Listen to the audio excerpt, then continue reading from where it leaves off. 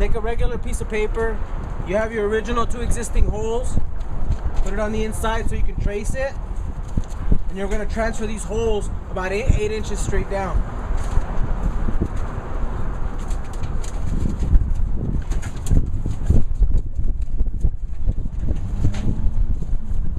Might have to make it a small piece of paper. Fold it as many times as you need to so you can see the holes.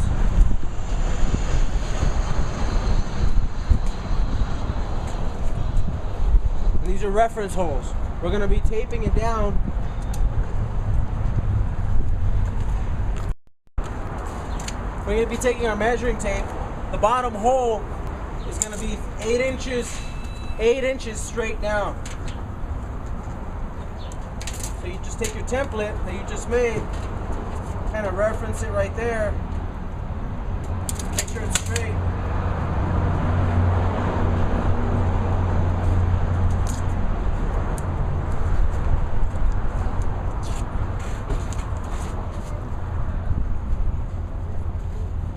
Roughly, that's where we're going to be drilling the holes.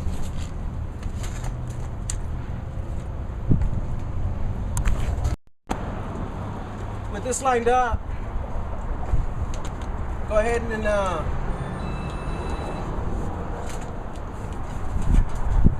usually I use the bottom indentation on your door as a reference to where the hole's going to be, and just drill away.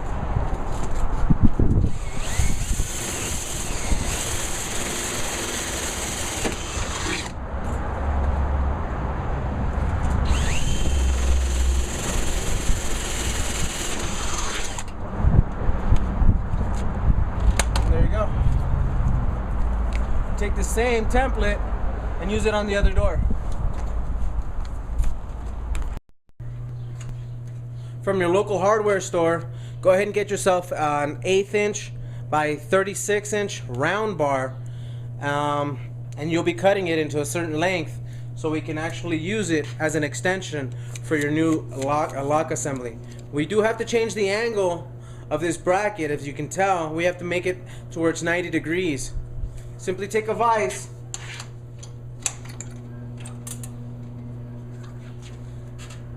and bend it back. Now you're at 90 degrees. You're going to be forming this rod into a Z to actually accommodate the fit into this lock assembly, this lock actuator.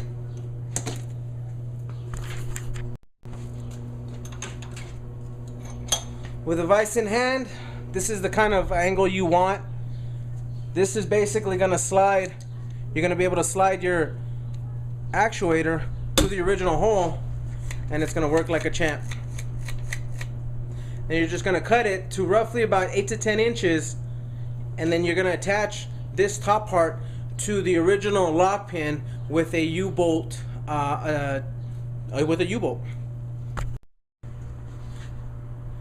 After the angle is already made, you are going to have to cut it to 14 inches from the first elbow to the very end. You will be using, same from Home Depot or your local hardware store, 1/8 inch clamps. After the bend is made, you will need to cut the rod to 14 inches from the first elbow to the end of the rod itself.